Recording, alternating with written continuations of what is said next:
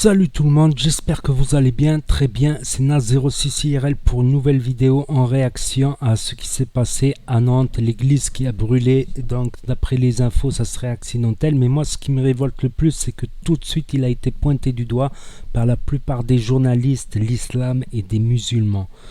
Ok, d'un côté c'est un acte criminel parce que c'est le feu il a pris à 3 endroits différents, ça pourrait être électrique, l'orgue est électrique.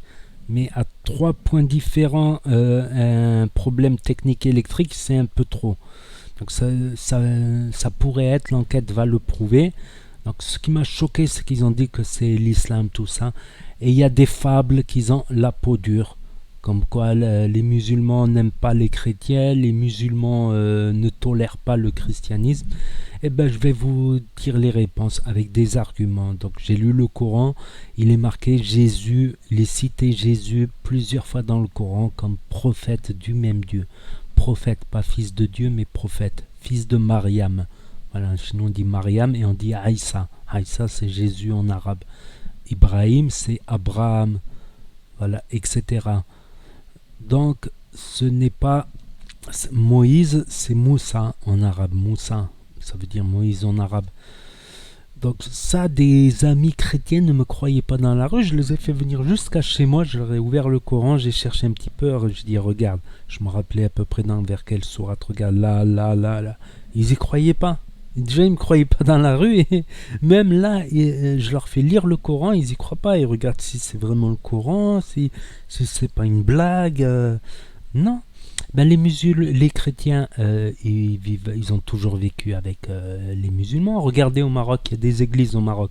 À Tanger, les églises elles sont remplies d'Espagnols. Il y a plein d'Espagnols qui viennent vivre au Maroc, travailler au Maroc.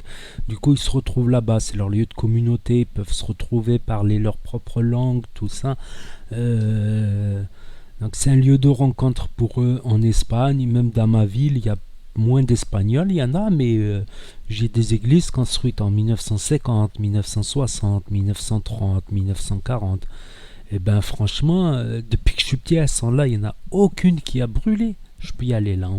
Et aussi, comme j'ai dit, dans l'islam, dans les lois islamiques, il est marqué l'impôt du dhimmi. L'impôt du dhimmi, c'est l'impôt pour le non-musulman.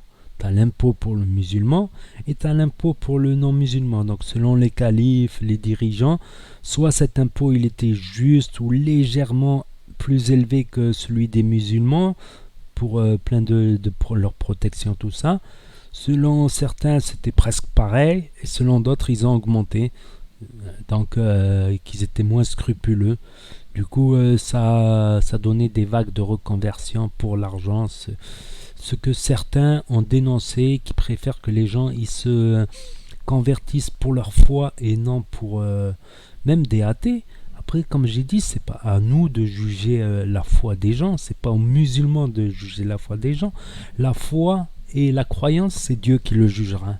Nous, on a juste qu'à juger nos actes, que ce soit français, musulman, non musulman, on peut juger nos actes. Il faut pas voler, il faut pas tuer, il faut pas ceci, il faut pas cela. Ça c'est des actes, si tu es pris dans la main dans le sac, on te jugera pour tes actes. On se jugera, même en France, on te jugera pour tes actes, tout comme en islam. Mais en islam, on te jugera pas pour ta foi. C'est le bon Dieu qui jugera pour la foi. Donc moi ça m'a choqué que tous ces journaleux, là, ils sont avides de buzz, de revenus publicitaires. C'est devenu pire que des youtubeurs, les journalistes. Eh ben, ils n'hésitent pas à faire du sensationnel, piste musulmane, tout ça. Après, ça se peut que ça soit un musulman déséquilibré, ou même un français déséquilibré. Par exemple, un Sylvain Durif, là, qui voyait le vaisseau de la Vierge Marie et les extraterrestres qui l'ont kidnappé, tapez Sylvain Durif sur... Vous allez voir, c'est un sacré numéro. Encore, Sylvain Durif, il n'est pas méchant, mais t'en as certains déséquilibrés qui peuvent devenir violents, d'autres non, d'autres qui peuvent devenir très très violents, qui ont des hallucinations, qui croient voir des extraterrestres dans l'église et qui partent... Ah, ça peut être possible. Ça peut être des musulmans très très ignorants, parce qu'il faut être très très ignorant pour savoir que, pour ne pas savoir qu'il est totalement toléré que les chrétiens vivent en terre d'islam. et que c'est marqué que Jésus il est cité plusieurs fois comme prophète du même Dieu. Donc après la piste terroriste, quand tu vois l'autre qui a tué un prêtre, qu'est-ce qu'il a fait le prêtre? Qu'est-ce qu'il a fait le prêtre? Pourquoi donner des agresser un prêtre? Moi je pourrais pas, tu vois. C'est comme si je vois une bonne sœur, je sais que c'est pas elle qui va me faire du mal. Je comprends pas certains athées extrémistes athées qui crachent sur des bonnes sœurs, qui pissent sur des églises, qui se mettent à poil dans des églises. Je comprends pas cette haine. Après, tu as des athées, voilà, qui imposent pas leur vision. Tout le monde a le droit de croire, de pas croire. Mais tu as des athées extrémistes qui imposent leur point de vue. D'ailleurs, je les aime pas trop parce que quand on discute ensemble, ils sont toujours là. Ça finit par des discussions interminables. Ouais, mais ceci, cela. J'aime pas les gens qui imposent leur point de vue. Que ce soit un musulman qui impose son point de vue, qui insiste, un chrétien qui insiste. À la limite, on peut échanger, dialoguer, mais pas insister pour... voilà. C'est comme quelqu'un qui s'intéresse pas à la religion, ben je vais pas insister, tu vois. Si le mec ça l'intéresse pas, tu vas pas insister. Tu zappes de sujets de conversation, tu parles d'autre chose, je sais pas. T'es pas obligé d'insister et d'avoir toujours ce truc dès que tu vois un musulman. Ah, Dieu, il n'existe pas. Chacun croit ou croit pas. Faire une focalisation comme ça, on peut en discuter, en débattre, ça, y a pas de problème. En débattre avec des éléments, des arguments, pas des insultes, tout ça, voilà. Donc moi, je suis choqué par ça. Ça peut être un accident, pas sûr, parce que 3 départs de feu, ça peut être un déséquilibré, que ce soit un déséquilibré musulman ou un déséquilibré chrétien athée ou athée. Ça peut être un extrémiste athée, des radicaux athées, des trucs comme ça. Des Russes, comment ça s'appelle là, les Cathy Pussy Girl là qui se mettaient à poil dans des églises. Je comprends pas l'intérêt, tu vois. Ça, je comprends pas l'intérêt. Il y a des plages nudistes, tu vas dans les plages nudistes, tu te mets à poil. Pourquoi dans une église? Pourquoi dans la rue t'as pas montré ça à des enfants, tout ça? Ça se fait pas, tu vois. C'est mon point de vue, tu vois. Un minimum de décence, on va dire.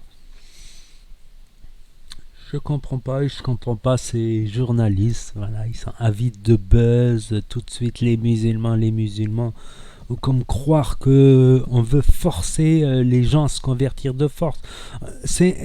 On ne les convertit pas de force dans nos pays, dans l'islam, depuis sa création. Le statut de Daimi, il a été écrit noir sur blanc qui paye des impôts, le non-musulman paye des impôts, c'est-à-dire que le non-musulman peut vivre en terre d'islam depuis le départ de l'islam. Donc arrêtez ces fables qu'on convertit de force. Bon, tu trouveras toujours des sectes bizarres, voilà, qui profitent de l'ignorance des gens. Ça, t'en trouveras toujours, mais c'est rare. L'ensemble, la globalité n'impose pas l'islam. Tout comme les musulmans de France n'imposent pas l'islam. Bon, certains musulmans sont contents quand ils voient des gens des Français convertis à l'islam, mais en général ils l'ont fait eux-mêmes. C'est pas parce que tu leur as parlé que voilà, c'est eux qui ont fait leur propre recherche, c'est eux qui ont fait. C'est pas toi ou moi qu'on va convertir quelqu'un, comme les évangélistes ou les trucs comme ça. C'est un peu peine perdue.